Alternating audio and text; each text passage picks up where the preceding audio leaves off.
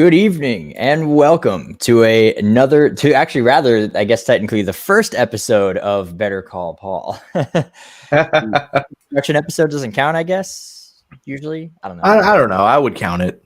Whatever. We're counting it. No, we're not counting it. This is the first episode. Fine. So welcome to the first official episode with the introduction out of the way of Better Call Paul. A new series that we're working on here at Alternate Media. It is not technically a Killing the Church episode, but I guess it's kind of taking the time slot where we go through some topics and things that Paul talks about and common misconceptions about those things from a much more credible historical standpoint and clear some of the air on some of these things. So today we're talking about a banana phone. Today we're talking about conversion, and actually the title is a little bit misleading because we're really specifically talking about circumcision, I guess.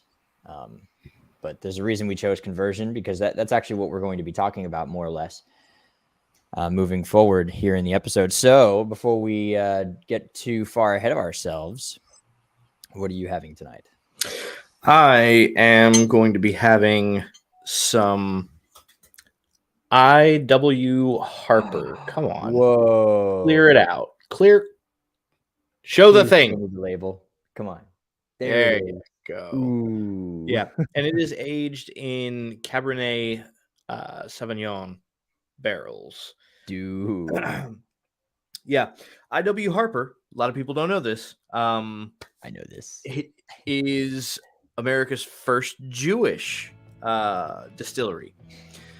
It's his last name is not Harper. He changed or he took on, not even took on, he branded his bourbon Harper because it was a more acceptable and I guess marketable name.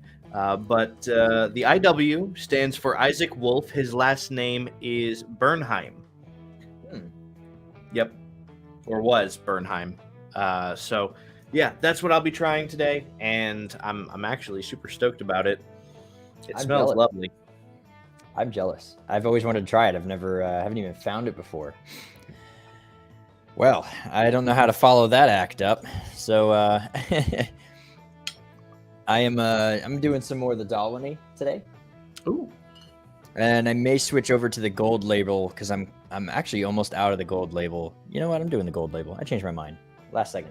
We're doing some of this 18-year Johnny Walker gold label. This is one of my absolute favorite scotches. It's just so good. I don't care what anybody says. It's better than the blue label. Fight me. I didn't like the blue label as much as I like this. It's just a different taste. I don't care what the price is. All right, so man, you can definitely taste the Cabernet finish on that. That's super cool, man. Yeah, I'll see you. I work tomorrow, and I have guests coming over. I was gonna say it's a fresh bottle, so I will save you some. I'll see you sometime after the weekend, so or whatever. I'll just come surprise you and raid your cabinet of liquors. Yeah, like a good Irishman. Anyway, so conversion. So I'm going to give, I guess, a brief introduction on kind of how we plan to approach this particular topic. So the question has been asked to us a few times: should one convert to Judaism? And this question has been asked in multiple different ways. Sometimes the question is, should we get circumcised? And sometimes they mean to say the same thing. And we're going to go over historically how that was an interchangeable term. In fact, circumcision was almost invariably used, almost 100% to refer to the conversion process. But yes. But yeah, so what should be done? Is that something we should still be doing? Most of you know that on this channel we affirm Torah, and so what is how does one approach this topic, this very rather sensitive topic? I was going to say it's a rather common one specifically because so the Torah does say to be circumcised, right? But it's speaking about the physical removal of the foreskin there. And it is presumed by many that that's what Paul is talking about when he speaks of circumcision. And so because of what Paul says about it, there's confusion oftentimes. And so we do get that question a lot, like because a lot of Christian men come to Torah having not been circumcised because it's just not something that their family did, or it's something that their family chose not to do when they were born. It's a rather common medical practice in America today. Really only, extremely Catholic nations don't do it. But there are still some families in America that choose not to do that. And so we get that a lot, people who they find us, they start following us, they've been walking in Torah for a little bit, and we get that question a lot from the men. Hey, should I get circumcised? Yeah, it's so we're gonna try and tackle this topic, but largely tonight we're actually going to focus on this interchangeability with the conversion process, because that if we answer this question in this way, it will clear a lot of air. Essentially, that's the goal tonight. So right. And also, this is essentially going to serve as a really good, I guess, introduction to the book of Galatians. Because that a lot of this comes from, believe it or not, the book of Galatians. There's also a verse in Corinthians where he says, I think it's 1 Corinthians, neither circumcision nor uncircumcision matters, but keeping God's commands matter.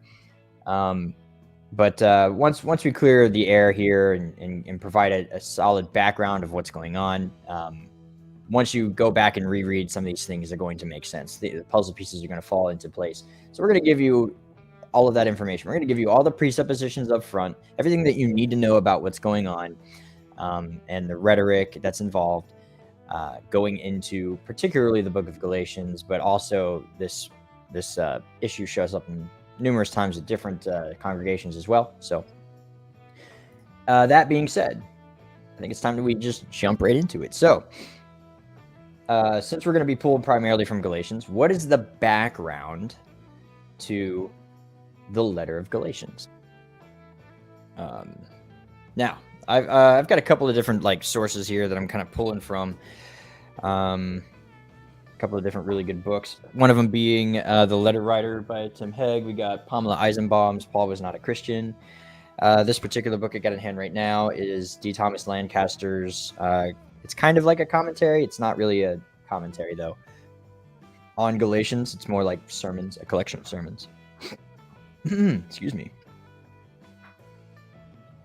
So what's going on in the background here? And I guess I'll lead us in. Christianity, what's the best way to put this? You don't really have to kind of convert, right, into Christianity per se, as in there's no ritual for this to happen. There is within Catholicism a little bit, but even then you can kind of just start showing up, right?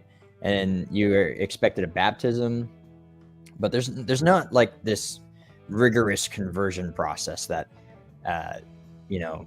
is something that exists within Judaism. So something that we have to get on the table here is that Christianity is not yet an option. There's not this we can just kind of integrate into a Christian faith and then think about baptism later on, and the conversion process is just kind of this thing that just kind of happens. What is it? So Brad, what are our options in the early days of Christianity? Ooh. We have three options essentially. what are your options in this background? Well, in the early days of Christianity, what are you referring to there? No, not the early days. All right, so Galatia, the letter to Galatians is one of the earliest letters written by Paul. It's probably the first one, or in the earliest. Right. So in his day, and again at this point in history, Christianity does not exist as a separate thing yet. It doesn't really become a separate thing until even going into the 2nd century. So your options are basically 2 options, and within one of those 2 options, you have kind of 3 subcategories, but your 2 options are either convert to Judaism or don't. or don't. Yeah. For in this age, if you wanted to find yourself attached to the family of God's people, right? If you wanted to find yourself in covenant with God, then you would have to convert to Judaism, right? Because that was the religion of God's people. That was the way of God's people, right? That was the covenant. And so you had to join yourself to that covenant. You had to become a member who was part of that covenant. If you chose not to, you could be what was called a devout Gentile, right? And this was somebody like we see in the case of Cornelius in Acts chapter 10, who, likely attended the synagogue. They observed the Torah as much as they were able, given their station. And as we see in the case of Cornelius, he even engaged in the daily prayers, was constantly giving charity to the local synagogue and the local Jewish community. And in the case of Cornelius in particular, it's likely the only reason he hadn't converted is because of his status as a military officer. Mm-hmm. There's no reason for us to speculate anything other than that. He clearly wanted to be a part of the Jewish community, and so he did as much as he could in that endeavor. And this is prior to his knowledge of Yeshua at all, right? This was before his knowledge of Jesus and everything that Christianity eventually became built on. So clearly what he wanted was to be a part of the people of God. And the only thing that would have been holding him back would have been his military service. So, those were really, those are your 3 options, I guess. You could be a pagan, you could be a devout Gentile, or you could convert to Judaism. Yeah. So, and that's the important bit here we want to stress, is that Christianity as a separate thing apart from Judaism doesn't exist yet. So this is not a letter to Christians as we understand the term. The word Christian is a loaded term today. That's not really what's happening here. There are a number of believers in the synagogue, the congregation, the ecclesia in the Galatian area. And there is a bit of tension, right? So the problem that we're going to run into, and this is going to be a big point for when we get to our incentives, but everyone's attending the synagogue. Everyone's praying at the same time together. They're in communion with one another. They're constantly hanging out with each other. And these are your options, right? There's either this or you go back to being the pagan lifestyle. This is very much a Jewish faith. This is the idea of a Messiah is a Jewish concept. And the only people currently who are able to teach this concept and sort of live in this lifestyle is within the synagogues, the congregations at the synagogues. So this basically they're practicing Judaism. They believe in a Jewish faith, and they believe in a very, very Jewish concept. The issue is, and I think we covered this in our introduction, is that there's all these Gentiles who believe and have come to the faith and have started practicing and showing up to synagogue and everything, but they're not Jews, and that's going to create a little bit of political struggle here. Particularly in Galatians, they're referred to as like the influencers.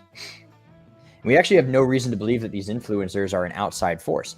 They seem to be an inside, like it's sort of interior problem in the community to Galatians particularly. That is to say, these are members of the community who are kind of peer pressuring Gentiles into what is going to be the issue of conversion. Right. So why would one sort of feel the need to convert? Well, one, you already kind of said it. There's really only one religion, right, to choose from. Beyond that, you have paganism, and that's kind of it. And even the God-fearing Gentiles, right? And they were usually called God-fearers. So you have your three types of congregants. Your brothers, those are fellow Jews. Sons of Abraham, that's a term for proselyte. And that's going to be an important little piece of information there towards the end of the book. And then you have your God-fearers. These are your not yet converts. Now, it was understood that they would eventually convert, but they have not gotten that far yet. The conversion process takes years sometimes. It takes a long time. It's a lot of work. And so those are your three classes. You have your not yet converts, which they plan to, right? That's the intention. The ones who have converted, your sons of Abraham, B'nai Avraham, and then your fellow brothers. Those are natural born Jews. That's going to be an important detail later on. I was going to say, this is by this time, because, and we probably should dedicate an entire episode to just the concept of a ger toshav. But I don't think that was a commonplace concept at this time. Anyway, I think by this time it had actually been a little bit lost. It's not that it was lost. It gets lost at the destruction of the Second Temple. It's in the process of being lost. But it was primarily a practice that was kept in the land. Right. It wasn't really a diaspora synagogue practice, primarily because the idea of the ger toshav, which means a stranger who sojourns, by the way, for our listeners, was that they basically keep all the laws of the Torah, and they live in the land. So they literally are a stranger who sojourns. And again, that was sort of this idea that they planned to make a full conversion. They just haven't made it that far yet. And so it was like this sort of position where you've declared, I believe in the one true God, the God of Israel, the God of Abraham, Isaac, and Jacob. And I believe in his Torah, and I want to live by that standards. And then it takes a while for the conversion to happen. From the moment you make the declaration, you're sort of a ger toshav, and then you eventually make it to full convert. So even then, the idea was that you would eventually convert. So everyone knows this. That's part of the problem that Paul is fighting against in Galatians, is this is the social norm. And so, there's plenty of good reason why somebody would want to convert. And we've got a whole list. First and foremost, you've already brought this point up. In fact, if you want to hit it again, I don't know if you have your notes with you. I do, but I've also been looking into I've been doing a little bit of back research since we got a late start in our huddle prior to. You're good. You already brought up Cornelius. So the Roman legal system is sort of the first incentive to convert. So if you are a Roman citizen and Judaism is a protected sort of status within the Roman legal system. You are not required to engage in paganism. And it's primarily because the body of Judaism as a whole decided instead that a payment was good in its place, so they wouldn't have to commit any idolatrous acts. So Judaism is sort of a protected religion, right, in Roman society. Yep. In that they get special privilege. Everyone else has to continue committing paganism. They do not. I was going to say, it was kind of a compromise made when Rome took over. Because, an all-out takeover of Israel and an attempt at the destruction of the religion, Rome had learned from the mistakes of Greece, because clearly that did not go too well in the Maccabean period. So for political reasons, it was better just to let that sleeping dog lie and make that compromise. Whereas for the rest of the empire, if you were not worshiping the sanctioned gods of Rome, then this was a crime called atheism, actually. You'd be charged as an atheist. Yep. Yeah, because Yeah. I mean, because they didn't acknowledge any other gods other than their own, and so if you're not worshiping their god, then you're worshiping a not god, So atheism. And I cannot remember if we touched this in our introduction episode, but we're going to go over it today here too, at least a little bit. So you'd be integrated, right? So everything's good. Full integration with synagogue members. So as I said, I think we went over this before, but if you're a non-Jew, you are essentially by Jewish law not clean. Acts 10. Yeah, Acts chapter 10, Peter affirms this, that this is the accepted tradition of his day. Yeah, so, you can be a God-fearer all you want. You can show up as a Ger Teshuvah or a God-fearer if you're in the diaspora. But at the end of the day, when it comes to eating meals, right, you cannot so much as touch the meat because you will render the meat unclean. You can't do that. And they have a sort of obsession with ritual purity at this particular day and age. So there's that. Jewish people can't come to your house. They can't come and visit with you, like with Peter, what Peter said. And so really what ends up happening, like politically from the synagogue point of view, is that you kind of create these two pockets of Jew and Gentile pockets, because the Gentiles can hang out with each other, no problem.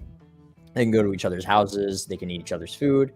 And then in the Jewish community, again, they hang out with each other. They grew up this way, so they're more integrated and more intimately familiar with each other's traditions. That's something that, if you're a brand new Gentile, right, there are certain things like you probably don't know all of the table music for the Sabbath anyway. Right. So there's just these like little things. So it becomes kind of cliquey. You can eat each other's food. You can go to each other's houses. You can sort of trust that everything's good there, and that creates these two pockets, and that's going to be a problem. That's a pretty solid division. Even if you do convert, right, and you're a little bit more accepted into, if you're brand new, there's kind of like you want to go back to hanging out with your old friends, but you can't now. You converted, so you have essentially these two major divisions within the synagogue. Well, so and there's the idea of a sense of community, and so you use the words, it's a little cliquey in that aspect, and that's true, but that's because the biblical faith is one that is intended to be communal.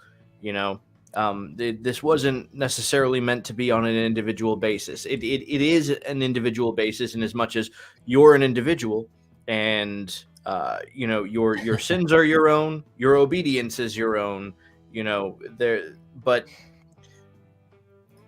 there was intention for this to be practiced within a community. It's very difficult to walk out Torah without a community to rely on in some sense. If you don't at least have, just a handful of other families in the area that you can rely on for certain practices, especially for prayer, right? A minyan is an absolute necessity. So without at least 10 other men who can be in a minyan, this is a difficulty. So yeah, this is it's not something that was ever intended to be practiced in isolation, in exile, right? That's a matter of fact, exile was the punishment for a lot of things. Is that you were annexed from the community. You were no longer part of the community.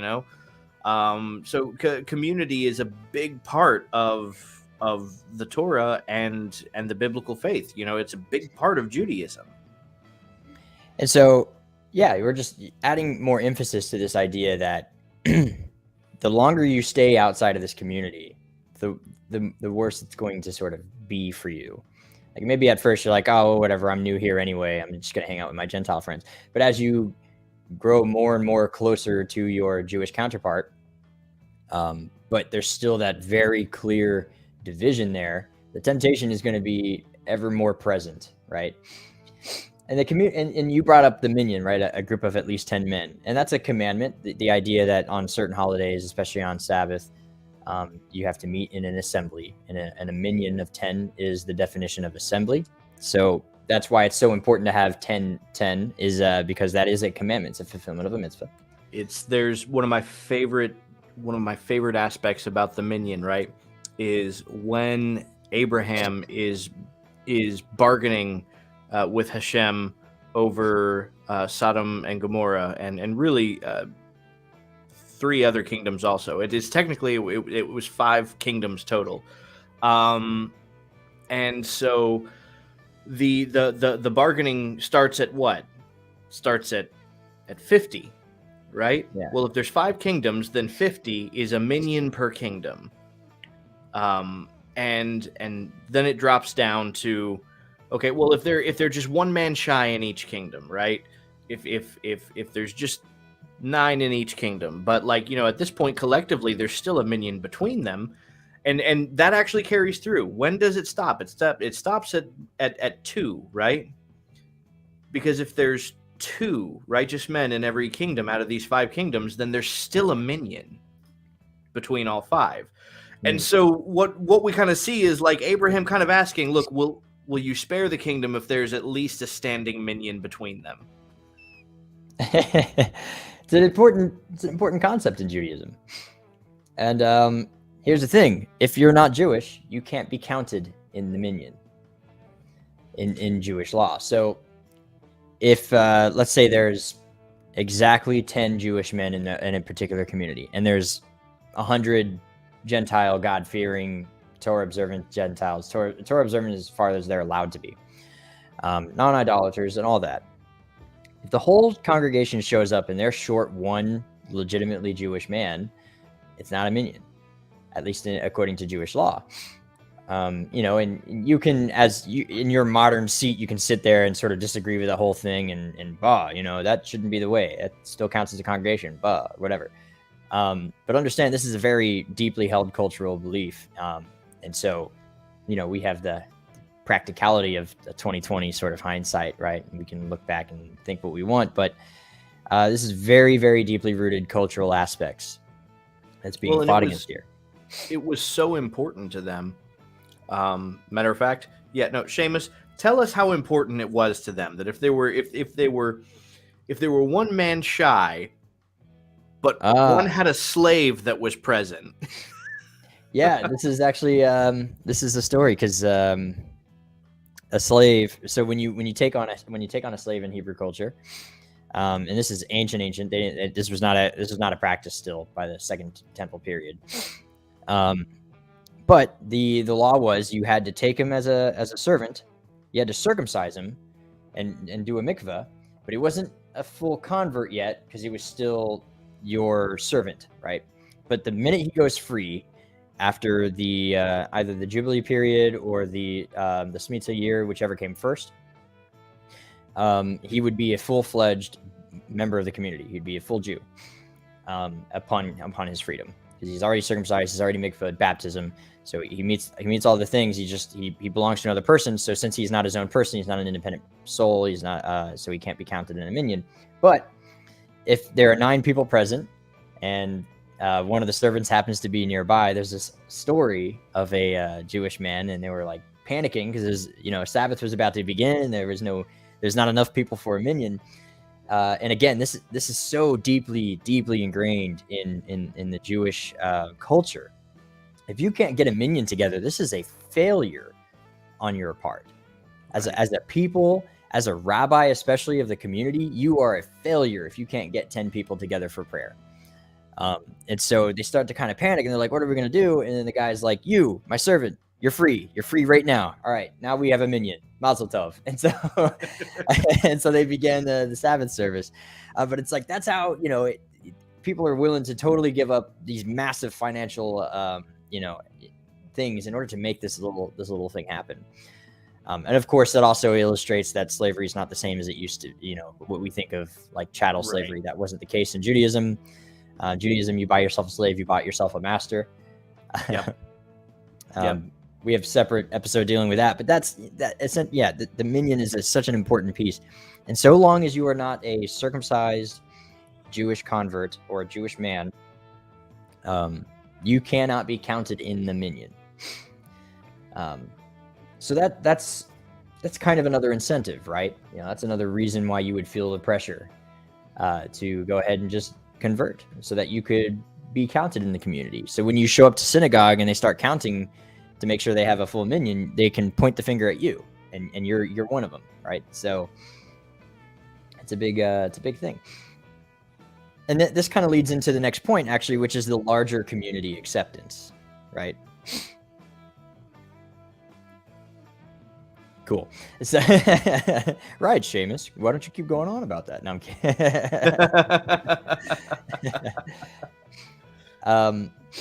So when it comes to like the larger Jewish community, as a full convert, you have full Jewish status, and this is throughout the diaspora, the particular community in Israel. Like there's sort of this larger acceptance within the synagogue lifestyle in the bigger picture of things, which is, you could marry another Jew. Oh, that's another big point. That's a big thing, especially actually for a male convert, that's a big thing, because since Jewish identity travels through the mother, right? At this point, you're making more Jews, right? So there's the continuance of the community that's actually tied directly to this, right? So you not only add to the community in as much as you join the community, but you're also helping it grow through marriage and procreation in this aspect. Good question. Yeah. Why don't you handle that one for us there, Guy? So we have been taught commonly by the modern church that when 2 or 3 are gathered in my name, I'm among them, right? And we get this idea that if just 2 or 3 of us are together in prayer or reading the Bible or singing praises or what have you, then God is here among us. And it's like, well, I mean, the idea of omnipresence already makes this a reality regardless. Right. But the idea of 2 or 3 is directly tied to the Torah concept of 2 or 3 witnesses, or even more specifically, 2 or 3 judges presiding over a matter of judgment, right? Mm-hmm. That's what's being referenced here, is that if particularly in a matter of judgment, and there's unanimous agreement between the 3 of them, that's kind of the final seal. That's the stamp of approval there, that okay, this is something we can all 3 agree on. It would have been within the master's will.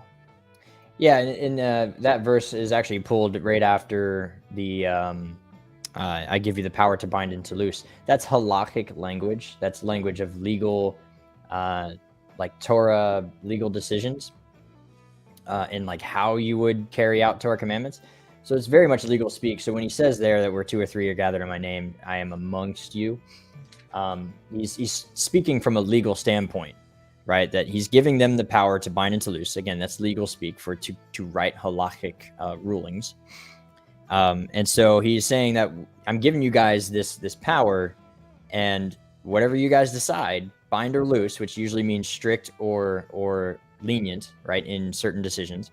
He's saying I'm with you.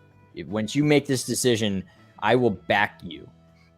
A good, like a good leader will kind of say the same thing, right? Like, I support whatever decision you make, and whether you screw up or you absolutely nail it, I will back you. I used to have a staff sergeant that would say that to me all the time. So I would run ideas by him, and he's like, listen, you do whatever you want to do. And whether you screw it up or you absolutely nail it, I will be right behind you. I will back you. I will bat for you. And we'll go down together, because I trust your judgment. I trust that you know what you're doing.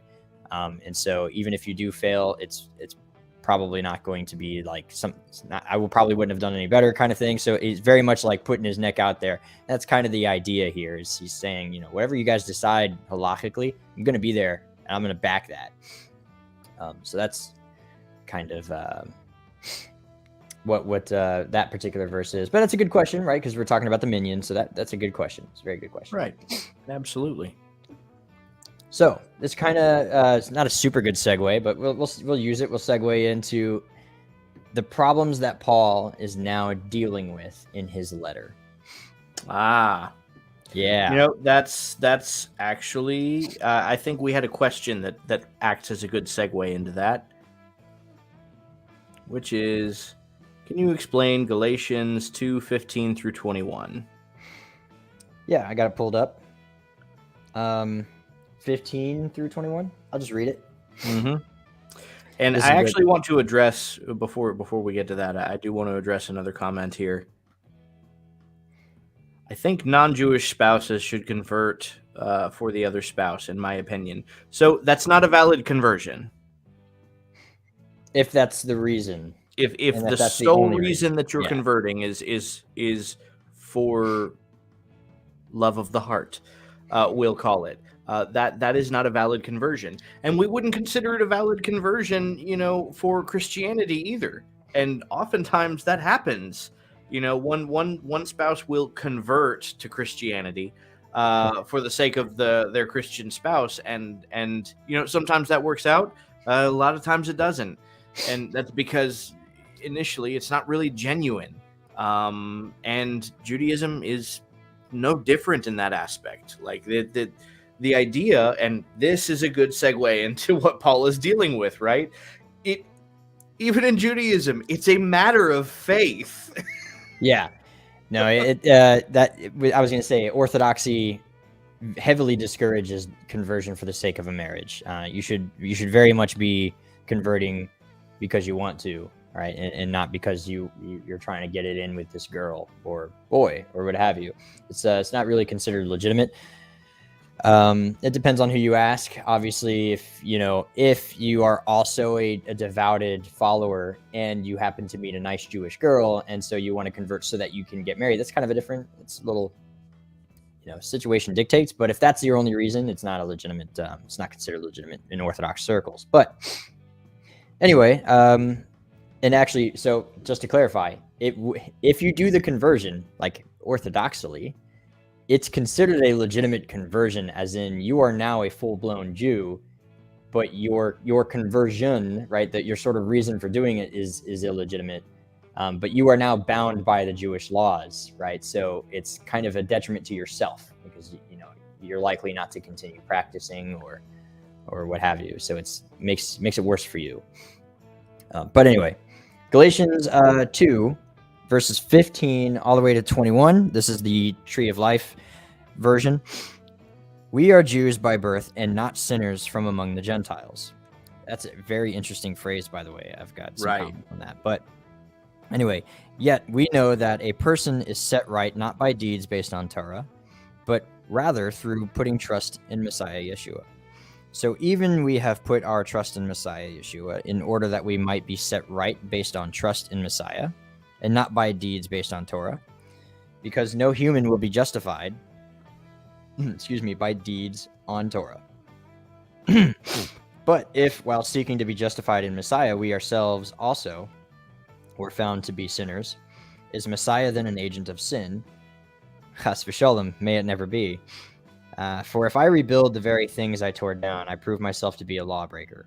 For through the law I died to the law so that I might live for God. I have been crucified with Messiah, and it is no longer I who live, but Messiah lives in me. And the life I now live in the body, I live by trusting in the Son of God, who loves me and gave himself up for me. I do not nullify the grace of God, for if righteousness comes through Torah, then the Messiah died for nothing. Okay. So it's interesting, right? Because in that, it sounds like what Paul is saying is that the byproduct of faith is that the person that he was, right, is no longer, and he's now a new being, a new creation, right? A new person as a result of faith. Is that kind of how that reads to you? Sort of like a rebirth. You know, almost like a conversion. Almost like a conversion. So the background we're trying to give here is that the entire book of Galatians is concerned with one topic, and that's conversion. That's why we're given all this detail about like why one would want to convert and everything, because that's the question, right? These Gentiles are feeling the pressure, and these influencers are like, dude, you're already there, right? You're already Torah observant. You're keeping kosher. You're here on the Sabbath. Why don't you just go ahead, man? Make the leap. Do it. It'll be easier. You'll be protected by Roman law. You'll be counted in a minion. You know, like it's kind of this. That's the influence that they likely have. And so, and one thing, you know, people's righteousness is not based on deeds of the Torah, for no one will be justified. Justified is actually, it's not righteousness, it's justified. There's a difference. No one will be justified by the deeds of the Torah. Yeah, that's true. You know, even Jews wouldn't argue that point. That makes sense. Yeah, you know, everyone sins at some point in their life, and yeah, you don't do Torah to seek justification for yourself. Right. You actually get justification in one of two ways. In the Jewish way, that's the merit of the fathers. You're basically, you know, you're justified because God loves you, right? That's grace. Believe it or not, Judaism teaches grace. But it's funny because Paul seems to also mention something very similar to the merit of the fathers in Romans 4. Yeah. Right? You got that pulled up? Yes. Romans 4, starting in verse 9. And I believe this is the ESV. Is this blessing then only for the circumcised or also for the uncircumcised? For we say that faith was counted to Abraham as righteousness. How then was it counted to him? Was it before or after he had been circumcised? It was not after, but before he was circumcised. He received the sign of circumcision as a seal of the righteousness that he had by faith while he was still uncircumcised. The purpose was to make him the father of all who believe without being circumcised. Which is actually... it's a very merit of the fathers statement. Yeah. And that's actually why proselytes back in this time get called, when they convert, they take on the new name Ben Avraham, son of Abraham, because you believed before you were circumcised. Like your process of belief began way before the process of conversion began, and now you're a convert and you need a Jewish name. And Abraham was promised a nation, to be a father of many nations. So if you're from among the nations, you would be a son of Abraham. That would make Abraham your father, because he's the father of the uncircumcised who believe. So do you see the process here? Do you see where this is making sense? You look like you had something to say. Yeah, it's funny. It reminds me of a conversation that I had with a dear friend who, you know, brought on a good puzzling question regarding conversion, right? Because, you know, there are some schools of thought that take the extremity of conversion to the point where, like, you know, you can't really hug your mother anymore after you convert because she's no longer your mother, because you're not that person anymore, right? You're completely different. Mm-hmm. But you know, one thing he pointed out is that you are, you know, a different person, but you're not. Like, your genetics are still the same genetics at the end of the day. You know, and so the question of birthdays comes up, and you know, is your birthday still the same at that point? Because you're still the same age. And this kind of segued the conversation into him explaining that, like, the conversion really is solely for the body. It's not for the soul, because the idea here is that the neshama was already present at this point, right? We're speaking about a Gentile who already had a Jewish soul, according to Jewish philosophy. It's already present. It's always been there. It has always been a part of them. Their body just has not undergone the process of catching up with the soul in that aspect. So yeah, it reminded me of that conversation, and it's a beautiful concept. Because I mean, if you think about that, what are the possibilities? How many nishmat, right, are out there having yet to undergo conversion? And this is a question I would love to discuss with he and Jewability and a few of our other Jewish friends. We Right? definitely could do that, actually, because we plan to have a Noahide episode with them anyway. So, that comes into question, which is a different episode we'll go over with Paul in Better Call Paul. But so what is, real quick, just before we move on, if I rebuild the very things I tore down, I prove myself a lawbreaker. That is a weird statement. First of all, even if you are anomian, right, you're against the Torah observance, proving yourself a lawbreaker, right? So he's still upholding the standard, is sort of what it seems. The rebuilding of what he's tearing down is this idea that you can rely solely on your status as a Jew for salvation, which, again, part of what we're dealing with here is that the people, and this will segue back right into where we were going with this. A lot of people believe that that the only way for them to be saved is to do the full conversion process. So that's part of what Paul is combating here. Excuse me. Let's see here. Yeah. So it's this idea that you cannot be saved. You cannot have a place in the world to come until you do the conversion process. That's a problem. Paul doesn't believe this. Paul believes that there's obviously a place in the world to come, even for Gentiles, whether they convert or don't. So Paul is trying to not only combat this us versus them mentality, right? That Gentiles should feel way more included than they are. These cliques shouldn't exist. He's trying to stop this massive separation, right? The tearing down of the wall, so to speak, to kind of reintegrate. What you got? I was going to say, the part of the most the most confusing aspect about this conversation, particularly with respect to Galatians and what we just read from Galatians, that I think will bring some clarity. And this is why I kind of outlined that, like, what we just read from Galatians, it seems like Paul is already describing the results of a conversion, right? Mm-hmm. And the reason being, right, the question's a little misleading. The question, okay, should you or should you not convert? That's actually not the problem that Paul is dealing with. The problem Paul is dealing with is what qualifies as conversion. Yes. It's not whether or not you should. It's a foregone conclusion for Paul. For Paul, if you have faith and have undergone a mikvah, this is a conversion. Right? That's the whole point of what he's explaining, is that this is his model of what he believes qualifies as a conversion. What he is combating is an alternative version of what conversion was.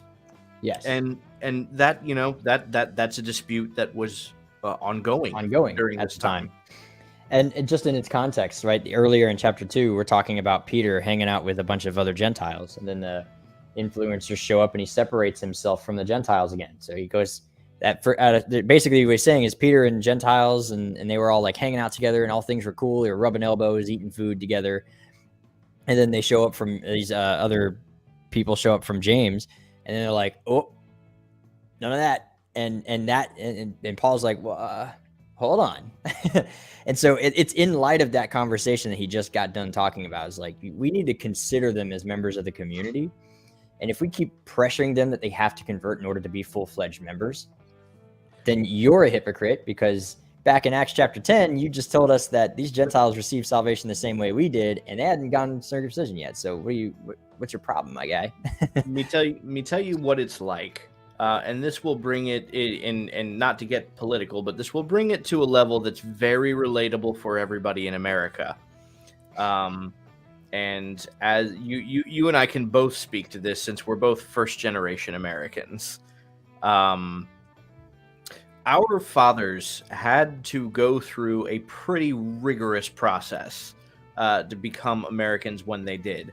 My father, especially becoming an American citizen from Cuba during the Cold War, right? Yeah. This was not easy. Yeah. I think you had it harder than me, because my dad at least joined the military, and so he like got all of his classes and fire hose version through the military. So. Yep. But so they had to learn American history to a degree that the average graduating high schooler today could not compete with them in knowledge of American history. They had to learn English. There were many hoops to go through. So the prospect of changing the process to become an American citizen to simply recite the American's Creed and sign your name on this sheet of paper, now you're an American, right? That to somebody who has gone through that rigorous process seems like it's cheating the system. Yeah. Right? Because they had to go through so much more just to have the same status. And this person's getting let in real easy. And that's kind of the struggle that we're witnessing here at this point. You've got some people who have converted to Judaism. They've had to undergo this rigorous process. And here's Paul saying, hey, look, like, y'all gotta do that. right. The faith of Abraham, and undergo a mikvah. That you're there. Right? It seems unfair. Yeah, the workers who were there all day got paid the same amount as the workers who had just showed up, and they're a little mad about that. Ooh, nice way to tie in that parable. Yeah. I do try. No. That's what it is. So there's a lot of peer pressure. There's a lot of politicking happening here. And again, there's also this, do I need to convert, right, in order to get in? There might even be some of that being taught in some of the circles. Right. Like, well, it's cool, you're like in the community, whatever, but you don't have a place in the world to come, because only all of Israel has a place in the world to come. And that's actually directly out of a Mishnaic interpretation of Isaiah. So, it's very much, there's a lot of pressure here to convert. The problem is people are wanting to convert for the wrong reasons. And I think there's even a phrase in here.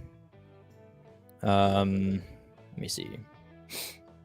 So here's this common verse is almost always taken out of context. Actually, I've actually never heard a Christian put this in its correct context yet. It's always thrown at me completely out. But 3:28. There is neither Jew nor Greek, neither slave nor free, neither male nor female. You are all one in Messiah. And if you belong to Messiah, then you are Abraham's sons, heirs according to the promise. Okay, excuse me. Hold on. Wait a minute. You mean to tell me that the guy who went through it took him 3 years to convert, just so he could wear the name Ben Avraham at the end of his name and be a new person? And then this guy shows up and we're like, hey, you need to convert like we did. And this other rabbi, Paul, he's like, whoa. He's already Ben Avraham. What gives? That last phrase of chapter 3 is really, really more powerful, right? And this is not there's neither Jew nor Greek, right? Oh, there's only Greeks now. That's usually how it's read. Or usually people read it like there's neither Jew nor Christian, there's only Christianity. No, in fact, we could say that there's neither Jew nor Greek, you're all considered Jews, because nobody else divides the world into those two categories except Jews. So this is very much a Jewish saying. And then, of course, you'd have to, if that's going to be your logic, then you got to keep going with that, right? Neither slave nor free. Okay, cool. So there's no such thing as slaves or free men anymore. And then neither male nor female. Now we got to give into 2022's peer pressure on this whole idea of like, what is a woman, right? So you have to, if you're going to use that verse, you got to keep going with that same logic, because it's take all of it, the same sentence. So that's not what's being talked about here. It's about the fact that you have Jew and non-Jew. And Paul is trying to say you are considered part of the community. You're a Ben Avraham by your belief, and people take an issue with that. So there's a lot of politics there. Paul is actively fighting this. So we're running low on time, and we're actually right at the end of our notes anyway. So the question: should we convert? Should we convert to Judaism? What do you think? Give me your answer. So, for me personally, no. And I've actually had conversations with more than one Orthodox Jew about this. And on one side, one reason being, right, my understanding is that Orthodox Judaism would require me to renounce, right, my belief in Yeshua as Messiah, while interestingly, at least on an individual basis, I've had other Orthodox Jews say that, look, as long as you're not Trinitarian, right, it wouldn't make you any different from the Chabadniks who think that the Lubavitcher Rebbe is Messiah. And so they wouldn't necessarily see a problem with it in that aspect. But the question of the process then would be an issue. But very in particular is one conversation that I had in particular. I was actually told that I shouldn't. And this was not... He clarified, this is not me doing the usual 3 times denial, rabbi thing. I'm not doing that. He said, I genuinely don't think that you should, because you would lose your voice, right? The fact that I have not converted to Judaism, right, makes me, in a very literal sense that way, not a Jew. And so... that being the case, is I actually still have a voice to speak to Christianity, right?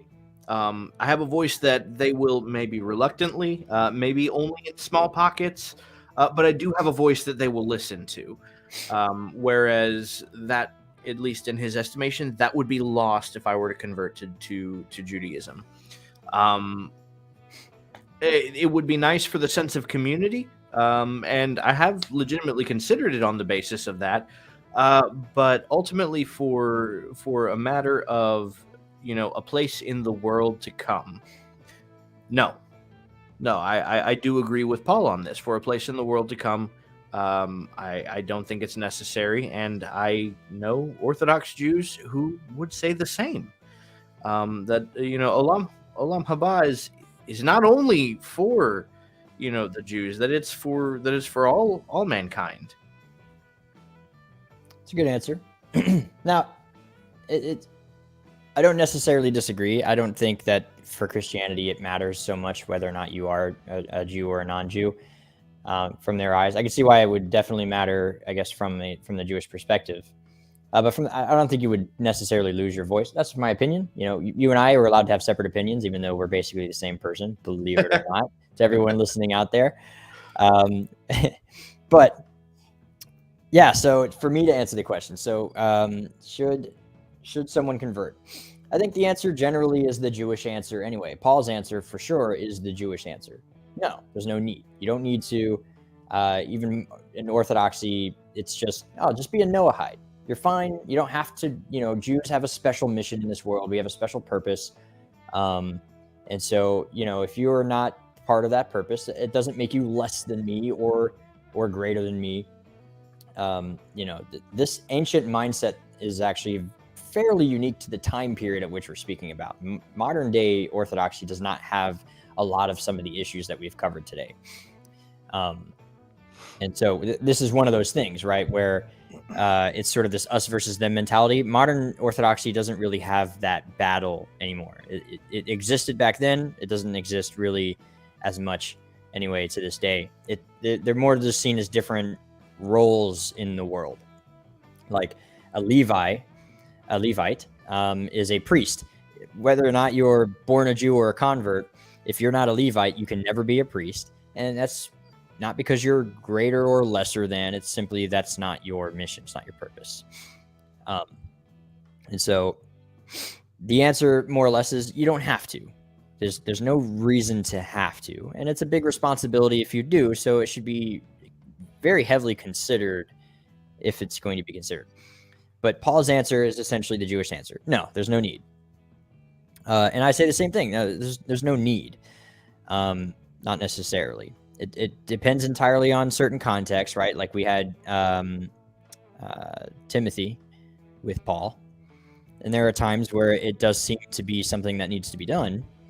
But especially don't if you're thinking that if your thought process is that you need to do this in order to gain, like, getting into the club, you know, or to gain elevated status, or really to sort of earn your salvation that way.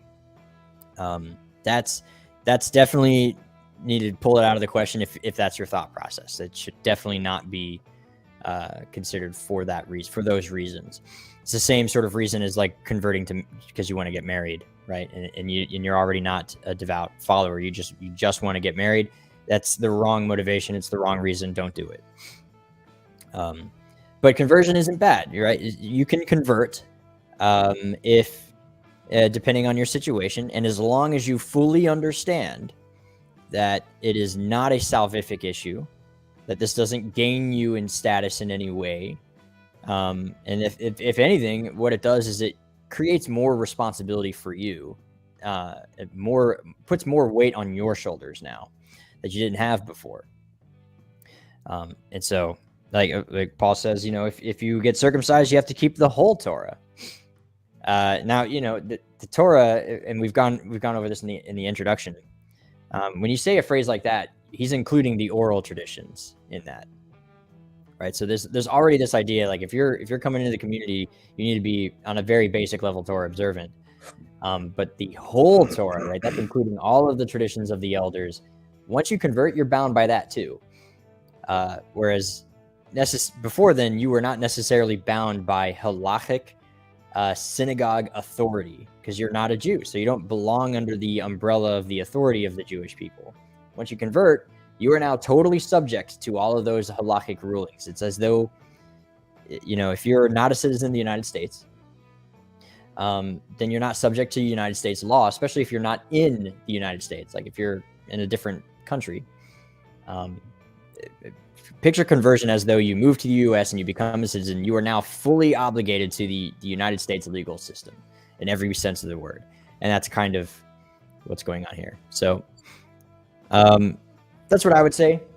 Yep. So it needs to be deeply considered for sure. And if you have anything to disagree with or add to that, let me know now. Now's the time to just ask some questions while we wait, though. For real, though. Yeah, open up the questions. Let's see. Somebody asked about Matthew 3:8-10. Yeah, 3:8-10. Okay. Let's turn there. I'll read it. I have it pulled up. Therefore, produce fruit worthy of repentance. And do not think that you can say to yourselves, we have Abraham as our father. For I tell you that from these stones God can raise up children of Abraham. Already the axe is laid at the root of the trees. Therefore, every tree that does not produce good fruit is cut down. So in this context, it's very context heavy. We have our father Abraham. He means that literally, like via lineage. He's basically saying that this is actually the issue that we brought up before. If you think that you need to be a convert in order to achieve salvation, that's all the wrong reasons, and that's not true. Likewise, if you, being a natural born Jew, rely solely on your status as a born member of an Israelite tribe, well, that's also not exactly true, right? So that's what he's saying here, right? You have something to add to that? Well, yeah, actually, because this is something Paul also addresses. Let's see, in Galatians, specifically in the example of Galatians 4, starting in verse 21. and going through verse 31, right? We're getting the comparison between the son born to Hagar and the son born to Sarah, right? The son born to the slave woman, the son born to the free woman. And so, Paul says that the son born to the slave woman came about by natural means, but the son born to the free woman, was of the Spirit. It was of the will of God. So was Isaac a virgin birth? Is that what Paul is saying? I don't think so. I think it's pretty well accepted that Isaac also came about by natural means, at least in terms of the biological way that works. But Sarah was well beyond her years of childbearing, so it is actually still a miracle, still by the will of God, and this is something that carries through, right? This carries over through all of the patriarchs, and it's fascinating the way that works, right? This is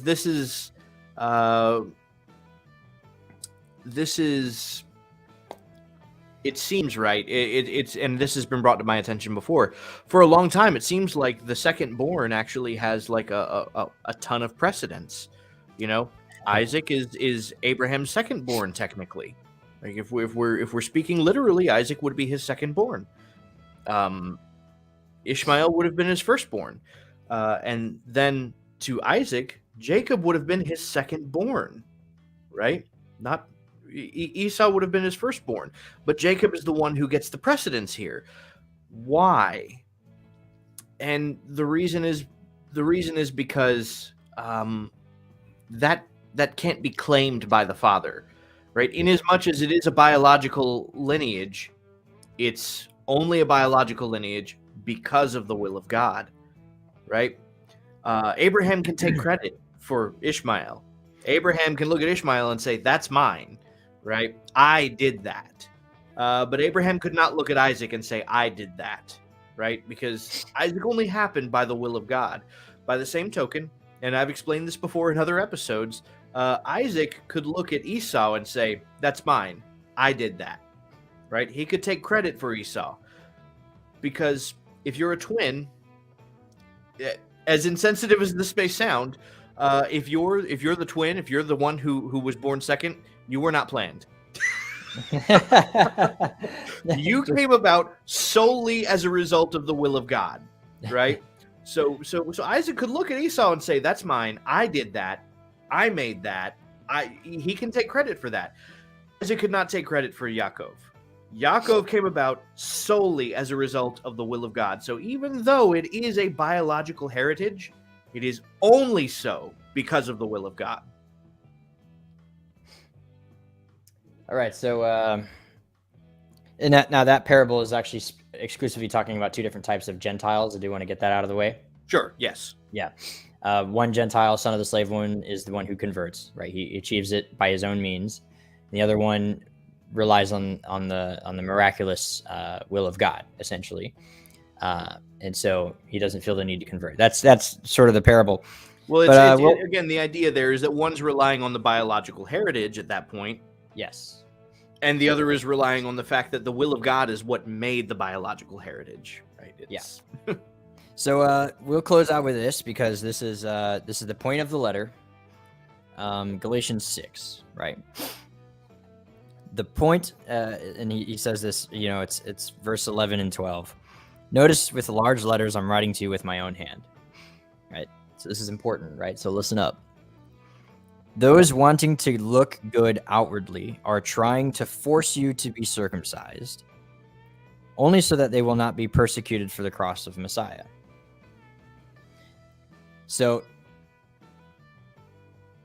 essentially, they're trying to get you to convert so that life is easier for you, right?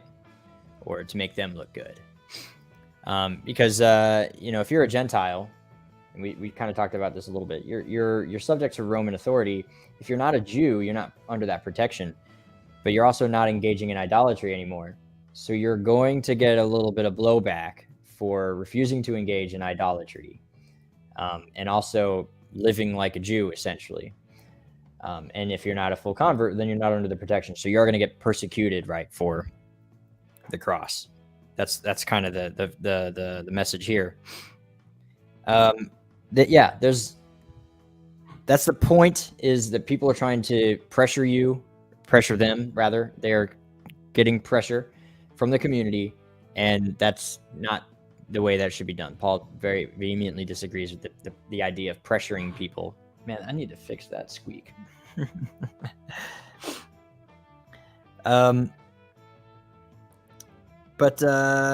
So anyway, I got nothing else. We're a little over time, so I think it's about time we roll into the after parties. Absolutely. We'll do this closing out system here. I got some banners ready.